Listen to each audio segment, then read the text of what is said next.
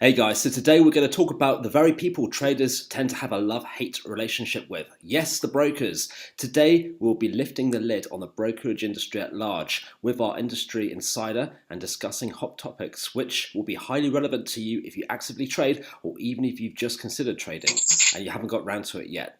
So we'll be talking about what makes a good broker, what doesn't.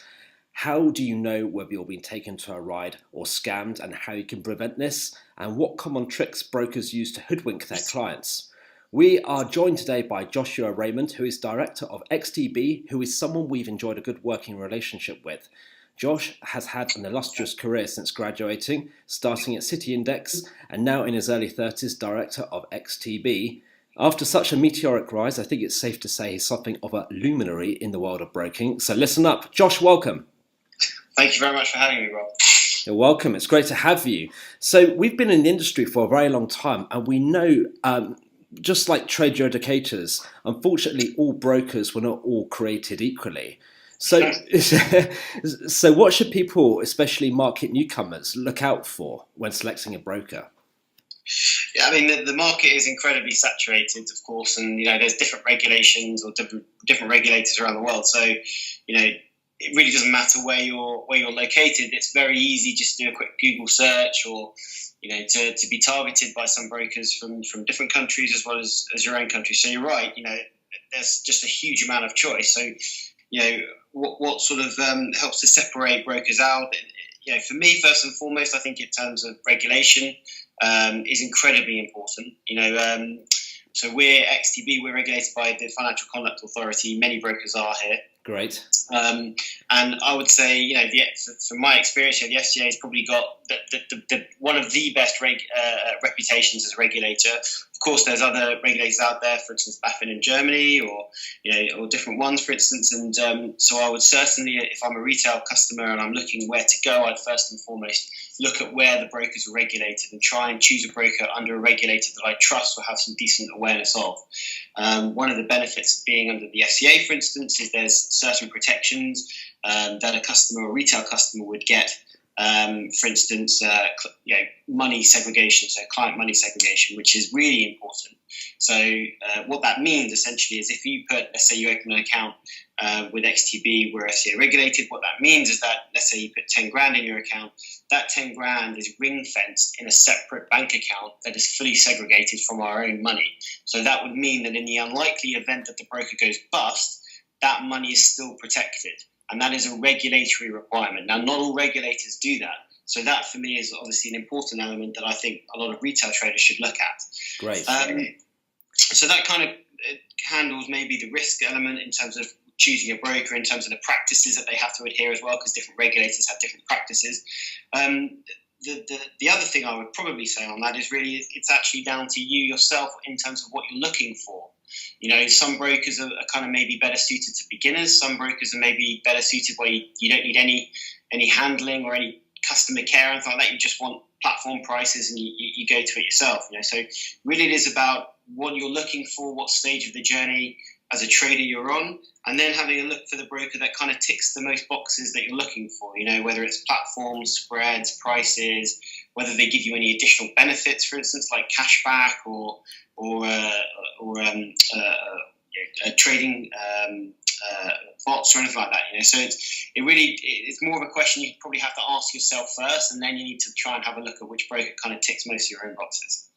Great. Well, there are lots of different offerings out there, and I certainly know. I think it's £50,000. The FCA essentially guarantee in the God forbid, in the event there is insolvency with a broker. Okay, good. Well, a common misconception held by many people who are new to trading, especially listening to this, they think that brokers and traders are essentially the same thing when there are actually huge differences.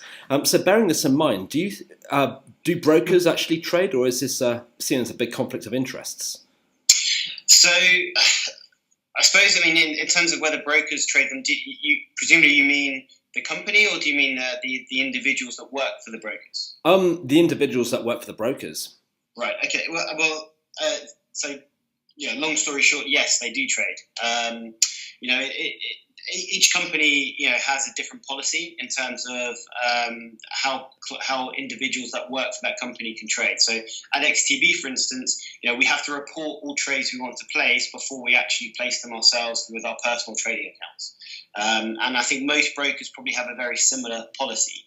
And those trades, so if I wanted to buy Disney shares, as an example, I don't know why I've picked that, so don't take that as any advice. But anyway, let's say I wanted to buy that particular stock, I would have to report that first of all to my compliance officer, and my compliance officer would say, yes, I approve that one, or no, I reject that one for whatever grounds. And only once I've got his approval, am I allowed to trade it.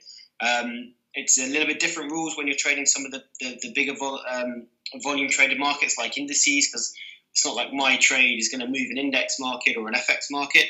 But different brokers will have different rules, but majority, from what I've seen and from my experience, is that brokers do allow or facilitate for the people that work for them to trade. And for me, it makes complete sense because, we're the ones who are selling this product to individuals and thousands of customers around the world. So if I'm not committed into why I think trading is a good thing, why I want to do it, then I'm a bit of a hypocrite if I'm not doing it myself. So it's true. It's very true. I mean, it's good that the brokers, for example, embody trading. I think, personally speaking, I mean, I am very well aware of the compliance process, and I think it's great to avoid any potential conflicts of interests, rather the kind of famous cases you've heard about in the past, where you get company directors shorting their own stock before they issue a profit warning, for example.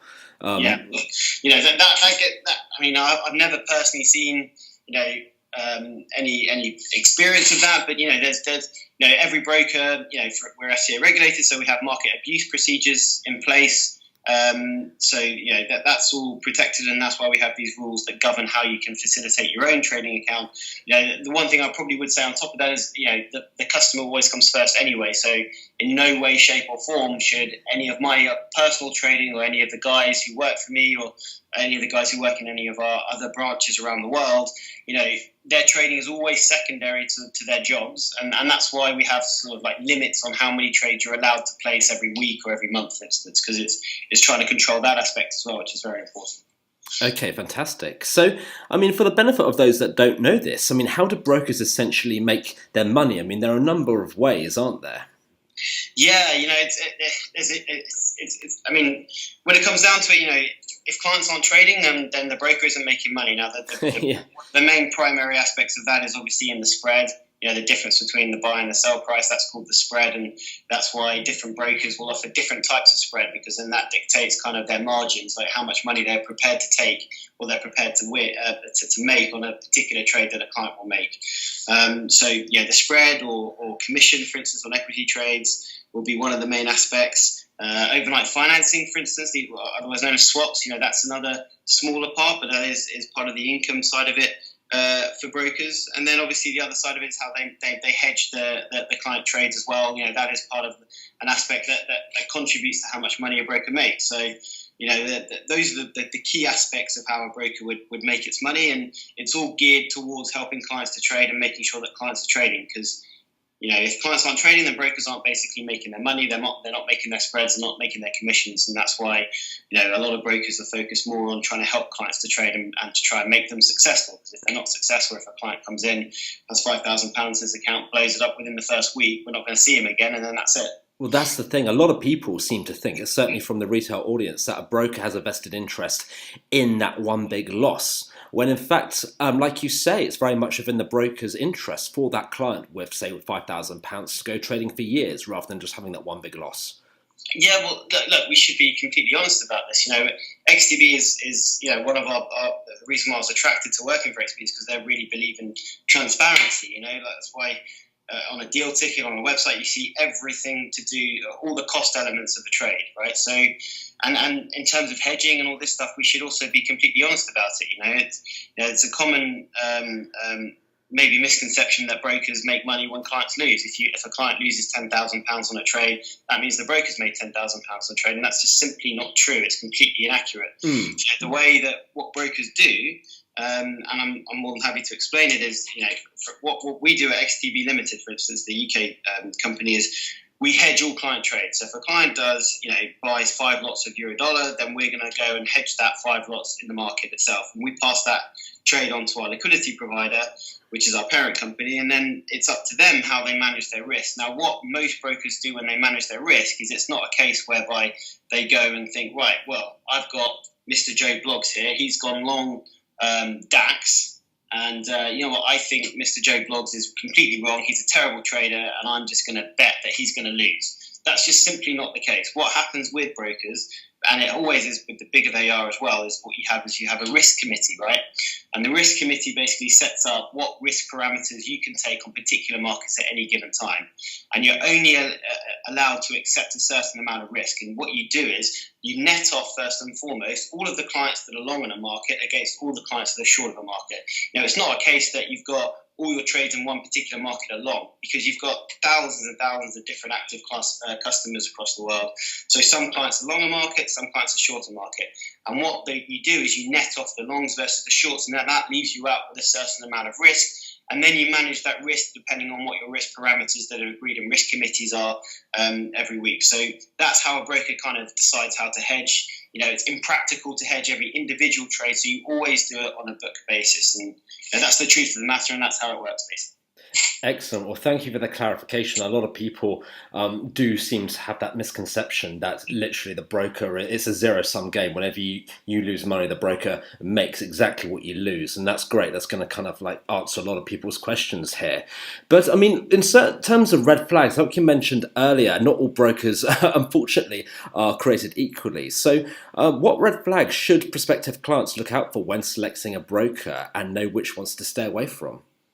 So, I mean, unfortunately, there's been probably some good examples of bad brokers certainly in the UK recently, where they create a shell office, pretend they're based in a country when they're not actually. It's a call center based in a different country in an exotic location, for instance. Now, right, yes. So there are the telltale signs, and that's kind of emerged from sort of binary options brokers that have kind of infiltrated the industry, so to speak, over the last sort of 5 to 10 years. But, the good news is the regulators really hampered down on that now. So that's a really good thing, and they're kind of cleansing the bad eggs from the industry, or the bad apples, rather. So what are the red flags that you kind of want to look out for? Well, first and foremost is, every broker, you can see whether they're regulated or not. You can go, so, for FCA companies, for instance, you go to the FCA register, you can see what broker are actually licensed to operate that service. You can also see who are the approved people that can work for them. So if you go to the FCA's website, you search Joshua Raymond, you'll see that I'm a CF1 director for XTB Limited. So that is proof that I work here, that I'm a control, that I'm approved by the FCA to work here, to do the job that I'm doing, and that XTB Limited is regulated. So, there are certain checks and balances you can do on that front. The other side of it is, and this is always the danger, and this is always, for me, the best way of knowing whether a broker has good intentions or bad intentions, is whether you get your money out quickly and efficiently without any problems. Yeah, that's a huge tell. You hear lots of stories of people, or brokers, spending weeks or months even to give their clients money back. And I've heard so many horror stories over the past 6 months with various brokerages dotted around the European Union, for example, who passport in under MiFID into the United Kingdom. And it's unreal, really. It's always a telltale sign, from how I understand it, that if they're taking months to pay back, say, £200, there are some serious problems. Exactly. I mean, those are the red flags. So first of all, whether you can actually physically speak to someone, whether you can actually go into an office, for instance, and speak to someone face to face, that kind of helps you with the shell companies, the fake ones that aren't really interested are trying to misrepresent where they exist, for instance, and then the regulation side of it. And then the third one is the money side. So, the dodgy brokers are very keen to get your money in. They'll do it instantly with your credit card or debit card, but when you try and withdraw money, that's going to take you some time, and that's a red flag. There's no reason today in this industry why you shouldn't be able to get your money in your bank account within 1 day having requested it. There's no rhyme or reason why that wouldn't happen, apart from weekends, when you're returning money, because, we have different a procedure in place where we have to return money back to source, which is one of the AML side of things, which is anti-money laundering. But there's no rhyme or reason why within 1 day, 1 business day, you shouldn't be able to get the money, having requested it from a broker, back in your bank account. And when that's not happening, that's a red flag, and that's where you need to have a look at it for. Well, there's one company actually who have been very keen to initiate a business relationship based in Russia, and they actually told us that they're regulated by the Russian Securities Commission. And the funny thing is that brokerage company actually own that business. So Wow. Yeah. a real conflict of interests. And obviously we conducted our due diligence, and we were very glad that we did, because it was just a sham basically. So we've kept our distance, needless to say. So what dirty tricks can some of the less or more unscrupulous brokers engage in to drain their clients' accounts surreptitiously? Well, I mean, it's a good question. I mean, because I suppose, from my experience anyway, when you had some of the dodgy brokers enter the market in the last sort of 5 or 6 years from exotic locations, so to speak, you hear about the rumours and I've heard this personally from other clients of ours, for instance, that came to us afterwards, is, where it looked like their trading accounts were making money, so all of a sudden £1,000 in their account got turned into 10 grand, and then they got encouraged to stick some more of their cash in and go, well, if I turn 1 grand into 10 grand, then I'm going to stick 20 grand in, maybe 20 grand turns to 100 grand or more. And it's only once they start scaling up their account with their deposits, that's when these brokers started to show that they're actually losing money, for instance. So, but I think that would involve manipulating prices, and that's very hard to do if you're keeping an eye on it, because it's quite obvious where the markets have gone. You don't have to get just data from us. You can get it from Bloomberg, you can get it from Reuters, and it's all on a lot of websites available for free. You can get it from the LSE, for instance. So, that's certainly one of the tricks that I've heard about. I don't think any main FX or CFD brokers done that. I think it's more for binary options from the more unscrupulous ones that have done that. In terms of sort of the other kind of dirty tricks, again, it's going to be around the length of time it takes to get your money out of the company. If they're coming up with reasons or excuses and say, oh no, we've put the request in, our bank is holding it up, or your bank is holding it up, or something like that. That for me is a red flag, and that's when you're probably trying to pay attention and see what's going on. In fact, it's funny actually, because it doesn't happen with a lot of customers in Europe, but a lot of customers from the Middle East, for instance, what they tend to do, it's quite clever really, is what they'll stick in a small amount of money in their trading account, place a few trades, and then withdraw it. And what they're doing is they're testing you. They're testing to see how quickly they can get their money out, and they do that before they start scaling up. And from my experience, and certainly what I've seen here, a lot of clients do that in the Middle East. They don't tend to do it very much in Europe. But, that's a good trick that the traders could do to test the broker and see whether they're trustworthy or not. That's a great idea. That's a very good idea. I hope you're all still listening. But there is one thing that's been kind of clamped down on with the regulators, and that's bonus money. I mean, there was one particular company who, surprise, surprise, they've kind of left the UK, and I think they've wound down. But I heard stories of them offering all sorts of ridiculous cash bonuses to their clients. Of course, they couldn't withdraw this bonus money, but it just seemed like a massive ruse in order to get their clients to risk more than they otherwise would per trade. Well, so what you've just said is exactly the reason why the ESMA changes are coming in on the 1st of August, and where these bonuses will now be completely banned. Because the problem with bonuses is that it encourages you to trade more than you'd be willing to do in the first place, and therefore you're putting more money at risk than you're comfortable to do so, and you're only doing it motivated because you think you're going to get something for free when in reality you're not. And that's why the regulators have stamped down on that and said that's now going to be banned from the 1st of August, and that's really good. A lot of what we're talking about here in terms of bonuses and all this stuff really came about, I think, around 6 or 7 years ago, where you open an account, no need to put money in, but verify your mobile, and we'll give you 20 quid in your trading account. That's not something. It's not a practice that XTB did. It's not even a practice that some of the other major brokers did either. It was a practice that came from a lot of brokers that had expertise in gaming and betting. It was a very similar practice, and they migrated that tactic over into our industry, into the FX and trading industry, and it was quite successful, unfortunately, in encouraging clients to open accounts and trade with them. But certainly these are customers that would never have considered trading before unless they got free money. And then you're questioning whether they were appropriate for this industry, and that's where the problem really came from, and that's why the regulators really stamping down on that. Just even from my side of it, commercially, we've never really offered these sort of bonuses, and the reason why is because actually it tends to attract the wrong type of customer. Precisely. It tends to attract, customers that are only going for you to get something for free, and then they're going to go to somewhere else that offers them something for free. We're only we want long-term customers who like the service we're giving, who like the platform, who feel that we're trying to help them along the way. And if you're giving them free bonuses, then unfortunately you're just paying for a short-term trading client experience.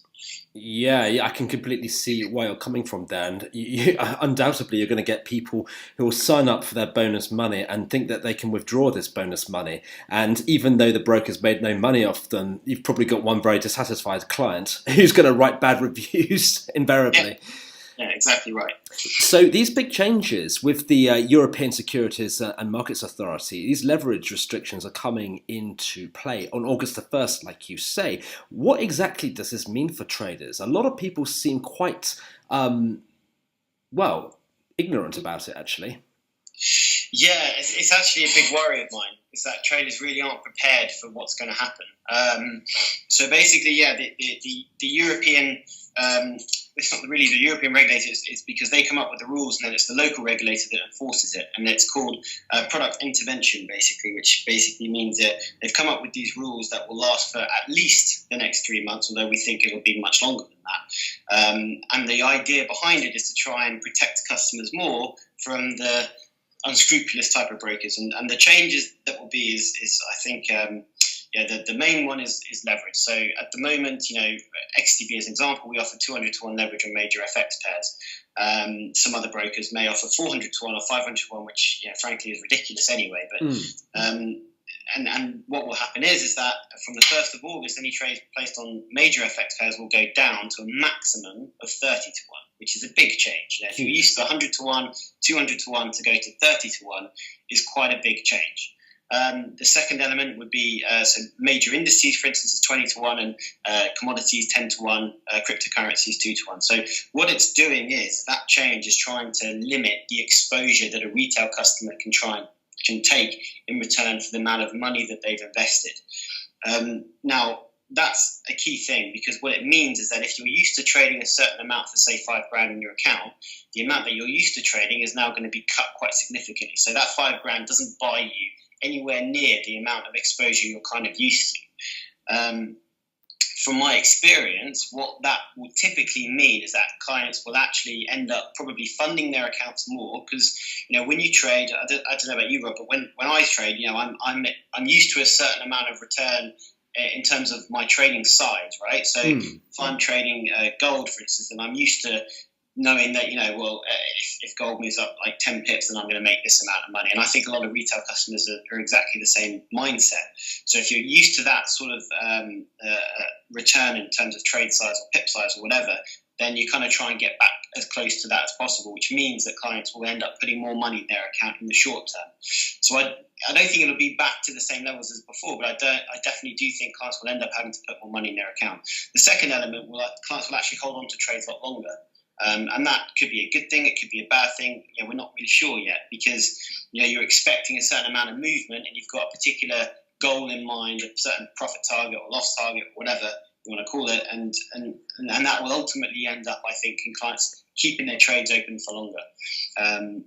Whether it will have an impact on the profitability of clients is another argument. If you look at other regions, the US, for instance, or Singapore, or even Turkey, for instance, where what the regulator tried to do was try and limit the amount of leverage available to try and make clients, I don't think it's really to make clients more profitable, but to help certainly make them lose less, for the clients who are bad traders, who maybe don't really understand what they're doing as well as they should do. Instead of them losing, say, $5,000, they end up only losing £1,000 or something like that, And if that's the goal, then maybe that will be what happens. And if it does, then good for clients, So that's one element, is the leverage change. The other element would be no cash incentives or bonuses. I know I've already talked about that. So you won't see an advert from a European broker, at least, because this is only really impacting European brokers, saying, right, open an account with us and we'll give you $100. You won't see that, which is a very good thing. Another change would be in terms of margin closeout. Most brokers offer this. This is part of the way that the broker manages risk as well as the client. It's a misconception, really. Think this is not just about protecting the client, it's also protecting the broker, because the broker doesn't want negative balances. So margin closeout is going to be fixed at 50%, which a lot of brokers offer between 30% and 70%. So that's not really a big change. But negative balance protection is certainly a change. That's one of the rules that's coming into, which means that no matter what happens, the broker guarantees that if you cannot lose more than the funds you have in your trading account. So even if there's a black swan event, so even if this, another depegging, for instance, of the Swiss franc, do you remember that? Yep. Fireworks. If that was to happen, I'm not saying obviously there, but if that style of event, that style of market dislocation was to happen, and I've got $1,000 in my account or 10 grand in my account or whatever it is, I will not owe the broker money, and that's really important. And that is, I think, a very good thing. And I suppose the final change is on a standardised risk warning. So, which means that all brokers need to have a very similar risk warning or the same risk warning that the regulator has requested. And now, importantly, on that risk warning, you will now see all the clients under that broker what their profitability is. So forget all the speculation previously where clients were where people were going out there saying 90% of traders lose money and all this stuff. You will now know from the broker itself how many clients, a percentage of clients lose money, because that will be in their risk warning, and that's a regulatory requirement. So those are the big changes that's happening with ESMA. I fear that clients aren't aware of this as much, particularly on the leverage side of it. We're doing all we can at XTB to make clients aware, to prepare them for this event. That's what's going to happen on the 1st of August. Do you think that this sweeping change will just help to polarize the industry, basically, with regards to the kind of clients who will emerge as being the kind of dominant core clientele would be those who are fully invested, not just financially, but emotionally too, rather than those who are just literally dipping their toe in the water and can barely finance it. Those get-rich-quick seeking people, for example. You'll probably find that it's a slightly more affluent brand of customer you'll see more of. I'm not sure. I think the biggest impact will be on the broker side, not the client side. That's my interpretation. That's what I think will happen. I think it's not just the case that only the rich guys or the guys who've got money will end up trading. I still think, if the great thing of this industry is it's opened up the idea of trading the markets to the masses. That's a good thing. Now we're talking about market access. Yeah. If you count back 30 years, 20 years, you had to have a relationship with a guy in the city of London. You call him on your, do you remember the brick Nokia phones, that sort of thing? What happens now is, a teacher, for instance, who may have a particular view on oil, as long as they understand the product, they can open an account and trade it. And I think that's a very good thing. So I don't think the changes will be on the client side. I think the changes will probably be mostly on the broker side. Remember what I said at the beginning. Clients need to trade for the broker to earn money, spreads, commissions, financing, all that stuff, right? So because clients won't be able to get the same amount of exposure, then that would mean potentially that they will be able to trade, that they can only trade less than they used to. And if they're trading less than they used to, then that might hit the bottom line of a broker. Of course. It has a high amount of cost, to support or to facilitate the business that they're in, then that's going to be a problem for them. That's why you saw the share prices like CMC IG collapse 7 months ago, whatever it was. Don't quote me on it. Have a look at a chart. So really, I think that the change will be more on the broker side. It will be the broker side that has a very high cost base, or that can't continue to facilitate these changes. That those are the brokers that will start asking themselves the question: is this an industry I want to continue to be in? And I think that's where the biggest change from this will be. There'll be a bit of a cull, but many firms are encouraging clients to be or become elected professional. How is XTB managing this process? Well, it's a perfectly valid question. So the changes that we talked about with ESMA are only impacting retail customers. So retail customers only. So if the next step up from a retail customer is a client can become an elected professional, which is basically the client saying, I want to be an elected professional client. That's the classification I want. I don't want to be a retail client. And if you become an elected professional client, then you can retain all of the stuff you're used to before the ESMA changes come in on the 1st of August, which means leverage up to, say, 200 to 1. You can still get cash benefits or like bonuses like cashback, for instance. The main things that you would lose, and it depends on the broker. So I'll mention what we do, and I've seen from some research what other brokers are doing. But the first thing is that you won't get at some other brokers is client money segregation if you're a professional client. Because what being a professional client means is that you're telling the broker, first and foremost, I am experienced. I know what I'm doing. I know how the industry works. I know how trading works. I don't need the protections, the stabilizers on the bike that you would give retail customers. That's basically what the client is saying by becoming an elected. That's why it says elected. I elect to become professional. On the broker side, the broker has to approve him, and there are some specific rules that the broker needs to look at whether they can accept a client's request to become elected professional, and that's spelled out on the FCA's website. So, one is they have to have done 10 trades of significant size every quarter for the last 4 quarters, what XTB has interpreted as significant size means a notional value on the trade of at least £50,000. So that, for instance, would be like half a lot of cable or 0.2 lots of DAX, for instance. And a number of clients do meet that because they were trading, they have traded significant volume. That's one thing. The other thing is to be elected professional, you need to also have at least one of the next 2 as well. Have €500,000 or 500,000 euros invested in the market as cash, or have it as cash, and the other one is work in the financial services industry in a relevant or related field to financial trading or to CFD trading. So it's not just a case of the client saying, I want to be elected professional and that's it. The broker will then see whether they qualify and approve them. So that's one of the aspects. So that's how you become elected professional. And, a lot of clients have requested to become elected professional at XTB. We've approved quite a few of them. We've rejected quite a lot of them as well because, some people haven't met the criteria set out by the FCA. And if you're thinking about it, just get in touch with us and we can talk to you about what those criteria are. In terms of what you gain and what you lose as an elected professional, so I've talked about you lose client money segregation with many brokers. You won't with XTB. We decided actually to continue to segregate client funds regardless of the classification. So that's actually a benefit. Negative balance protection, one of the rules that ESMA has come out, that many brokers aren't passing that on to elected professionals as well. We are keeping it at XTB, so you still get negative balance protection. In fact, you get majority of the benefits you're used to. The only difference would be in terms of risk warnings, really, in terms of whether we have to legally communicate to you a certain amount of risk warnings or communicate to you in a way that potentially you should technically understand as a professional about trading. We're still going to do that, but that's one of the things that you might lose in the future. And those are the key things about becoming an elected professional, why it's important, why don't assume you can become elected professional even if you request it. And the benefits of doing so through XTB amongst other brokers which aren't providing that. But again, don't just take my word for it. Do your own research, speak to other brokers and see what you might be able to get and what you would lose and make your own decision.